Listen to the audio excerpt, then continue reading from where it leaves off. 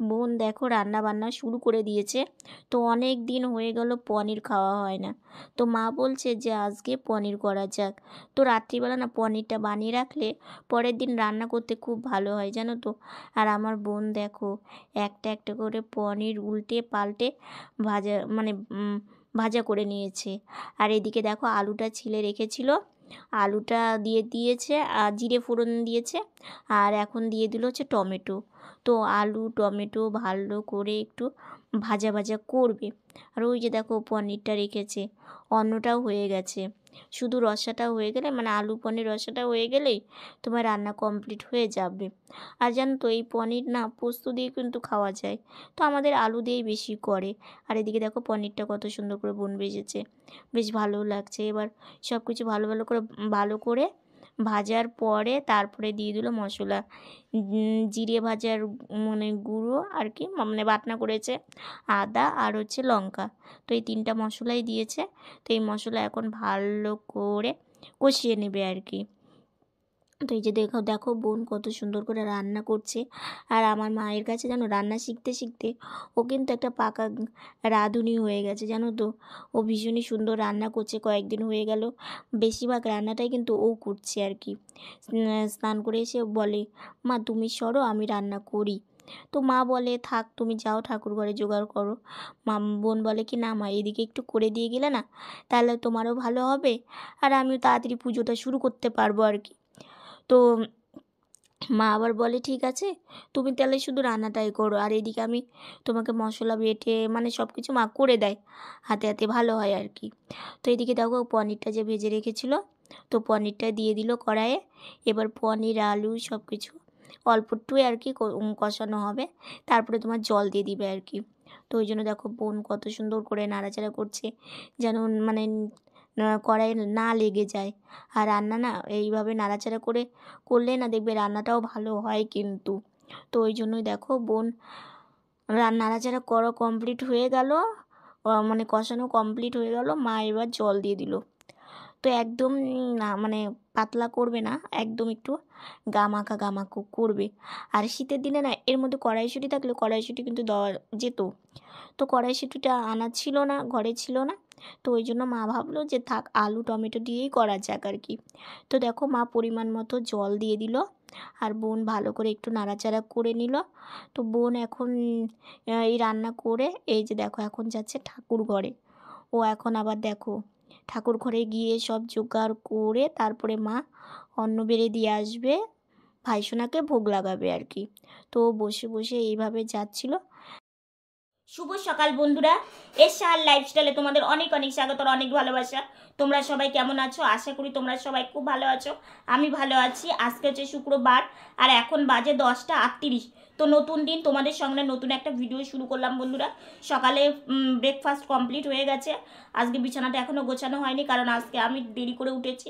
ওই জন্য মশারি তারপরে মানে আমার ঢাকা এগুলো সব কিছুই গোছাতে হবে, মা পরে করবে। বোন পুজো দেওয়া কমপ্লিট হয়ে গেছে, বোন এখন মানে প্রসাদ খাবে আর কি। আর আজকে বেশি রান্না আমার বোনই করেছে, কারণ আমার বোন না রান্না করতেও ভালোবাসে এবং ওর খুব ইচ্ছে ও রান্না শিখবে। তো দরকার আছে আর কি, রান্না শেখারও প্রয়োজন আছে।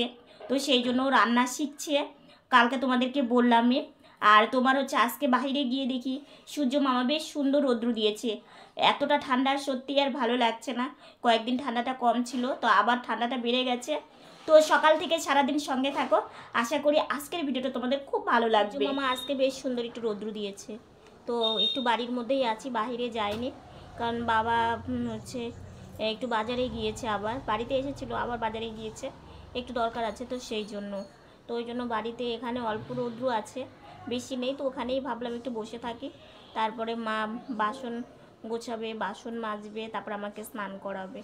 তো ওই জন্য একটু মানে স্নানের আগে যদি একটু রোদ্রে বসে থাকা যায় না তাহলে স্নান করতে বেশ ভালোই লাগে। তো ওই জন্য একটু বসে থাকি কিছুক্ষণ, থেকে তারপরে মানে স্নানের দিকটা যেতে হবে আর কি। রোদ্রুতে বসে থাকলে আর চলবে না, স্নান করতে হবে, সেই জন্য ঘরে যাচ্ছি। তো দেখো আমার মুখটা এমন বার করে যাচ্ছি, আর এইদিকে মায়ের সাথে গল্পও করছি। আসলে কি বলো তো, সবসময় যদি একটা মানুষ চিন্তা ভাবনা করে, তার মুখে আর হাসি খুশি দেখা যায়? চিন্তিত ভাবেই দেখা যায় আর কি। তো আমার হয়েছে সেই, আমি সারাদিন চিন্তা ভাবনা করি। হয়তো বলবে, "এত চিন্তা ভাবনা কী করো দিদিভাই?" আর বলো না, আমার চিন্তা যেন পিছু ছাড়ে না। তো এইদিকে দেখো ঘরে চলে আসলাম। বিছানাটা তো তোমাদেরকে সকালেই বললাম যে গোছানো হয়নি। বোনের দিকটা বোন গুছিয়ে গেছে। তো মা এদিকে গুছিয়ে রাখছে আর কি। মাকে বললাম, "একটু সরিয়ে রেখে দাও।" মা বলছে, "না, না গোছালে ভালো লাগে না। সারাদিন তো ওই বিছানার মধ্যেই থাকতে হয় বেশি টাইমটা। তো ওই জন্য একটু গুছিয়ে রাখি।" মাকেও না সবসময় কাজ করতে দেখলে নিজেরও কষ্ট হয় জানো তো, যে আমি যদি মায়ের হাতে হাতে আরেকটু করতে পারতাম, তাহলে আমার মা একটু বসে থাকতে পারতো। কিন্তু আমার মায়ের কি আর সেই কপাল আছে যে আমার মা একটু বসে থাকবে? হাজার শরীর খারাপ হলেও কি, হাজার কষ্ট হলেও কি, মাকে সারাদিন ওই যে কাজ করতে হয়। সকালে ঘুম থেকে ওঠার থেকে শুরু হয়ে যায় সারাটা দিন। মানে সেই মানুষটা যে একটু রেস্ট পাবে, সেটা আর নেই। তো ওই জন্য দেখো, দুটো কম্বল একসাথে ভাঁজ করে রেখে দেয়। তাহলে কি বলো তো, একটা একটা করে যদি ভাঁজ করা যায় না, তাহলে যখন শোয়া হবে তখন আবার একটা ঢাকা দিতে হবে, আবার আরেকটা ঢাকা দিতে হবে। মাকে আমি বলি যে, "মা, যত পারো একটু মানে কম খাটনিতে কাজ মানে করো আর কি। কারণ তোমার সারাটা দিন এত কাজ দেখে না আমারই ভীষণ কষ্ট হয়। এই যে মানুষটা দেখো পায়ে ব্যথা, তবু একটু যে রেস্ট নেবে, একটু যে শুয়ে থাকবে, সেটার কপাল নেই। এই যে বিছানা গোছানো হয়ে গেল দেখলে, তারপরে যে দেখো ঘরটা ঝাড়ু দিচ্ছে। কারণ বিছানা গোছানোর পরে না ঘরে ভীষণই নোংরা পড়ে। আর রাস্তার সাইডে বাড়ি তো, সবসময় ধুলো বালি, মানে ঘরের মধ্যে ঘর ঝাড়ু দিলেই মানে এত এত করে ধুলো বেরোয় আর কি। তো এই যে মা এখন ঝাড়ু দেবে। তো মা বলছে, "তুমি কি এখন চানে যাবে, না আমি বাসনটা মেজে আসবো?" তো মাকে বললাম, "মা, তুমি না বাসনটা মেজেই আসো। আমি একটু শুয়ে থাকি, তুমি বাসনটা মেজে আসো, তারপর আমাকে স্নান করিয়ে দিও।" তো মা বলল, "ঠিক আছে।" তো মা আমার সাথে কথা বলে এই যে দেখো ড্রয়িং রুমটা এখন ঝাড়ু দিলে মার ঝাড়ু দেওয়া কমপ্লিট হয়ে যাবে আর কি। তারপরে মা যাবে হচ্ছে, ঠাকুরের বাসনগুলো মাজা হয়নি। তারপরে সকালকার খাবার কিছু বাসন থাকে ব্রেকফাস্টের পরে, সেগুলো। আবার দেখো বাড়িতে কে এসেছে, পিসি এসেছে। পিসি অনেক দিন পর পর একটু আসে, আমাদের সাথে দেখা করে, কথা বলে, গল্প করে। পিসিও এক দুঃখী মানুষ, আর আমরাও দুঃখী। দুঃখী মানুষই কিন্তু দুঃখী মানুষের দুঃখটা বেশি বোঝে। আমার পিসি কিন্তু আমাদের দুই বোনকে ভীষণই ভালোবাসে। বন্ধুরা, দুপুরবেলা পিসি এসেছিলো দেখলেই। তো পিসি যাওয়ার পরে স্নান করেছি, কারণ আমি তো নিজে নিজে কিছু করতে পারি না, তো আমার স্নান করতে করতে দেরি হয়ে যায়।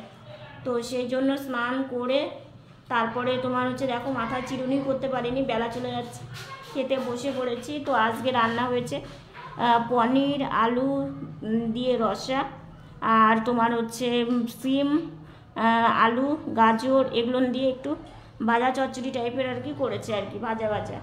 তো এটা দিয়েই আজকের মানে দুপুরকার লাঞ্চ আর কি। তো এখন খাওয়া দাওয়া করবো।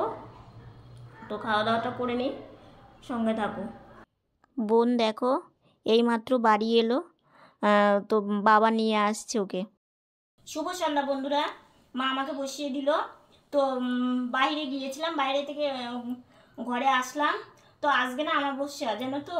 তো আমাবস্যার ভোগটা বাবা দিয়ে এসেছে, আর আমি আর মা ভোগটা আনতে যাব। তো এখনই যাব, ভাবছি যে খেয়ে যাব নাকি এসে খাওয়া দাওয়া করবো। সন্ধ্যাবেলা একটু টিফিন না করলেও ভালো লাগে না।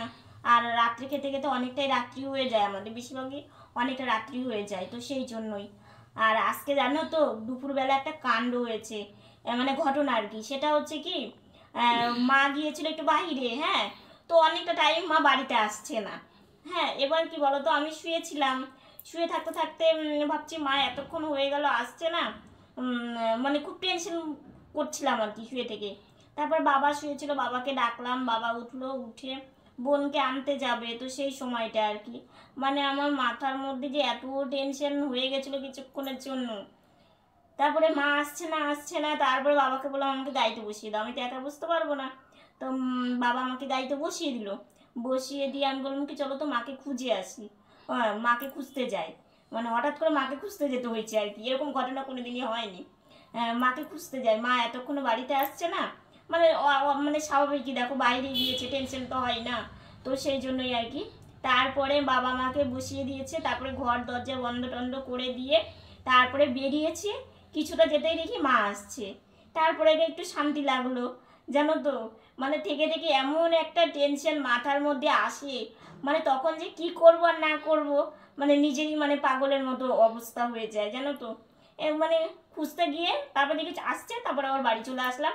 তারপরে বাবা বোনকে আনতে গেল, আনতে যেতে যেতেও তোমার হচ্ছে অনেকটা দেরি হয়ে গেল। তারপর অমাবস্যার ভোগটা আনা ছিল, কিন্তু বাবার হাতে যে পাঠাবো, মানে একই রাস্তাতেই মন্দিরটা পড়ে, বাবার হাতে দিব আর মনে নেই। ও অত মাথার মধ্যে চাপ থাকলে কি কারো মানে মনে থাকে কিছু? আবার বাবা পরে গিয়ে দিয়ে আসলো। তো এখনই আনতে যাব ভোগটা। তো তখন ভাবছি, দেখলে না খাওয়ার সময় আমার মুডটা একটু অফ ছিল, মানে আমার মনটা এত খারাপ ছিল, আর মাথার মধ্যে মনে হচ্ছে কেমন একটা করছিল, জানো তো। তোমরা তো জানোই আমার তো নিজস্ব কোনো ক্ষমতা নেই, মা বাবার উপরই নির্ভর করে চলি আর কি। তো ওই জন্যে মন মানসিকতা খুবই খারাপ ছিল। তারপরে যে সন্ধ্যাবেলা কয়েকটা মানে অনেক পুরনো পুরনো মানে ভালোবাসার লোকজন আমার আজকে খোঁজ নিয়েছে, জানো তো। একটা ডাক্তারবাবু ছিল আমাদের এইখানে, মানে আমাকে ভীষণ ভালোবাসতো। তো উনি মেয়ের মতন ভালোবাসে, মেয়েদের মতো, মানে আমাদের দুই বোনকে, বিশ্বাস করবে না, মানে নিজের মেয়েকেও অতটা ভালোবাসে না যতটা ভালোবাসে আমাদের জন্য। অনেক দিন পর আজকে কথা হয়েছে, আমাকে বলছে শম্পা কেমন আছিস, বোনের কথা জিজ্ঞাসা করছে, বাবা মায়ের কথা জিজ্ঞাসা করছে। বললাম না সবাই আছি মোটামুটি, কিন্তু একটু চিন্তা ভাবনার মধ্যে আছি, মায়ের পায়ের ব্যথা হেন তেন এগুলো একটু সব বললাম। তো অনেকক্ষণই উনি আমাকে অনেকক্ষণ কথা বললো।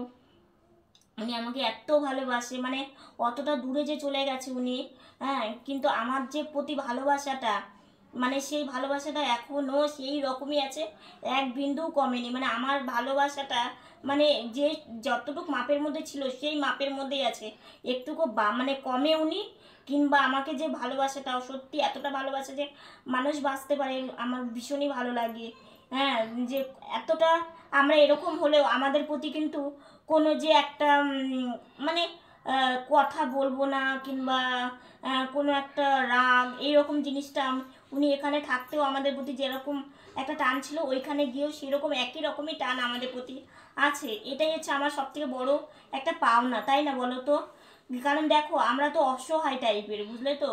আমরা ছোট থেকেই এতটা অসহায়, সবাইকে ভাবে কি আঁকড়ে ধরবো, মানে এরকম একটা ব্যাপার, ঠিক আছে। কিন্তু এখন সেটা ভাবি যে এই পৃথিবীতে প্রত্যেকটা মানুষই মানুষের জন্যই, উনি আমাদের সাথে আছে, আমাদের পাশে ছিল, এখনও একই রকমই আছে আর কি। তো অনেক কথা বলে ফেললাম, এখন একটু যাব, গিয়ে ভোগটা নিয়ে আসি। আমি আর মা এখন বেরোচ্ছি। তো বাইরে তো ঠান্ডা আছে, ওই জন্য সোয়েটারটাও পরে নিলাম, একটা মাফলারটাও পরে নিলাম, কারণ ঠান্ডা লাগানো যাবে না এখন তো, মানে একটু ঠান্ডা কোনো সময় একটু গরম, তো সেই জন্যই। তো এখন আমি আর মা যাচ্ছি, বোন বাড়িতে আছে, তো মায়ের সঙ্গে গিয়ে নিয়ে আসি ভোগটা আর কি। রাস্তায় বেরিয়ে পড়েছি, তো এই যে দেখো মা আর আমি যাচ্ছি। তো এখন ভোগটা নিয়ে আসবো, এসে আবার বাড়ি যাব। আমরা এসে দেখি পুজো কমপ্লিট হয়ে গেছে, সবাইকে প্রসাদও দিচ্ছিল। তো দেখো অনেক লোকজন, তো ওই যে দেখো মা প্রসাদ নিতে গিয়েছে, মা বলল তুমি একটু বসো, আমি একটু প্রসাদ নিয়ে আসি। তাই আমি বললাম ঠিক আছে। এদিকে আমি ঠাকুর প্রণাম করছিলাম, আর এদিকে দেখো আমার পেছনে প্যান্ডেল করা হয়েছে, জানো তো।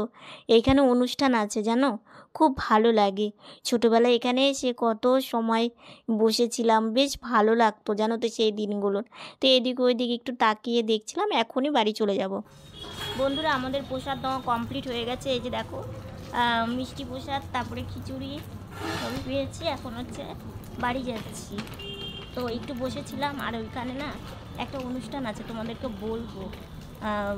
আর কয়েকদিন আছে, তাও অনেক কয়েকদিনই বাদ দিয়ে প্যান্ডেল দেখলে, মানে তোমার প্যান্ডেল করা হবে আর কি। তো তখন আশা করি 8 দিনের মতো আছে, আশা করি ঠাকুর ভালো রাখুক, আসার ইচ্ছে আছে। তো এই যে দেখো মা আর আমি এখন বাড়ি যাচ্ছি, প্রচণ্ড ঠান্ডা লেগেছে, বা ঘরে থাকি তো বুঝতে পারি না, কিন্তু বাইরে ভীষণই ঠান্ডা আছে। তো বাড়ি গিয়ে আবার কথা বলবো, ঠিক আছে বন্ধুরা। এই যে মিষ্টি ভোগ দিয়েছিলাম, আর ওখান থেকে আমাদের প্রসাদ দিয়েছে খিচুড়ি। তো এখন আমরা সবাই মিলে সন্ধ্যাবেলা আজকে চা খাবো না, আজকে হচ্ছে এই মিষ্টি আর হচ্ছে খিচুড়ি প্রসাদে সবাই মিলে ভাগযোগ করে খেয়ে নেবো আর কি। আজকে আর মাকে বললাম যে থাক আজকে আর চা করতে হবে না। তো খিচুড়িটা দেখে বেশ ভালোই লাগছে, মনে হয় টেস্ট হবে আর কি। তো আমরা খাওয়া দাওয়াটা করে নিই। খাওয়া দাওয়া কমপ্লিট করলাম, মানে সন্ধ্যাবেলা টিফিন। তো খিচুড়িটা একদম ওয়াও ওয়াও হয়েছে, মানে দারুণ হয়েছে। প্রসাদ তো সবসময়ই ভালো হয়, আর ঠাকুরের প্রসাদ খেতে সত্যি আমারও ভীষণ ভালো লাগে। আর এই যে একটা দিন একটু মায়ের কাছে যাই, একটু দর্শন করে আসি, একটু ঘুরেও আসি। হ্যাঁ, একটু ঠান্ডার জন্য একটু অসুবিধা হয়, কিন্তু কি করবো, ঠান্ডাটা কমে গেলে আর তোমার বেশ ভালোও লাগবে। আজকে ফার্স্ট কি মিষ্টি খেলাম আজকে? হ্যাঁ, আজকে নলেন, মানে এই বছরের প্রথম নলেন গুড়ের এবার মিষ্টি খাওয়া হয়নি। তো রসগোল্লা। আজকে রসগোল্লা, মানে নলেন গুড়ের রসগোল্লাই ভোগ দেওয়া হয়েছিল মায়ের কাছে, ওখানেই ভোগটা নিয়ে এসে প্রসাদটা পেলাম। ভালো লাগলো খেতে। আর নলেন গুড়ের না সন্দেশ বলো মিষ্টি বলো, খেতে কিন্তু ভীষণই টেস্ট হয় কিন্তু। পায়েস পিঠে, পায়েস পিঠে মানে সবই ভালো লাগে আর কি। আর তোমার হচ্ছে আর চিনির পায়েসটাও আমি ভালোবাসি, এটা বলবো না, মানে যেটা আমি ভালোবাসি সেটাই তোমাদেরকে বলছি আর কি। আর তোমার হচ্ছে কালকে একটা জিনিস আসার কথা আছে। তো কি আসছে না আসছে তোমার আমার ভিডিও দেখলেই বুঝতে পারবে। আসার কথা আছে, দেখা যাক আর কি। আর ওইখানে তোমাদেরকে বললাম প্যান্ডেল হয়েছে, একটা অনুষ্ঠান আছে। তোমার হচ্ছে ওমা কয়দিন হয় মা? ওটা 7 দিন হয়। 7 দিন আর কি 7 দিনের একটা মধ্যে অনুষ্ঠান হয়, বিশ্বাস করবা না, মানে ভীষণই ভালো মানে লাগে। আমাদের পাড়ার তো সেই মানে আনন্দ আমাদের হয়। পাড়ারই ধরো, মানে আমাদের পাড়ারই আর কি। তো ভীষণই আনন্দ হয়, ভীষণই মজা হয়, ভীষণই ভালো লাগে। আর আমরা যাই তো ওখানে। আমরা যাই, আমি আর মা বেশি যাই আর কি। তো দেখা যাক এখন ঠাকুরের কৃপা আর কি, যেতে মানে দেখো 7টা দিন বাড়ি থাকা পরে যদি কোথাও একটু যাওয়া যায়, কোথাও যদি কোনো অনুষ্ঠান হয়, কোনো অনুষ্ঠানে যাওয়া যায় তো ভীষণই ভালো লাগে আর কি। তো তোমাদেরকে যতটা পারবো মানে আশা আছে, আমি যদি যেতে পারি তাহলে তোমাদেরকেও দেখাবো। তোমাদের নিশ্চয়ই ভীষণ ভালো লাগবে, মানে আমার তো ভালো লাগেই সেটাই। তো আজকের ভিডিওটা বেশি বড় করছি না, আজকের ভিডিওটা এতটুকুনি। ভিডিওটা যদি ভালো লেগে থাকে লাইক কমেন্ট শেয়ার করো, আর আমার ভিডিওটা যদি নতুন দেখে থাকো তাহলে একটা সাবস্ক্রাইব করো, পাশে থাকা বেল বাটনটা অল করে দিও। তো বন্ধুরা তোমরা ভালো থেকো, সুস্থ থেকো, সাবধানে থেকো। নতুন ভিডিও নিয়ে খুব তাড়াতাড়ি তোমাদের সামনে আসছি। Good night, tata.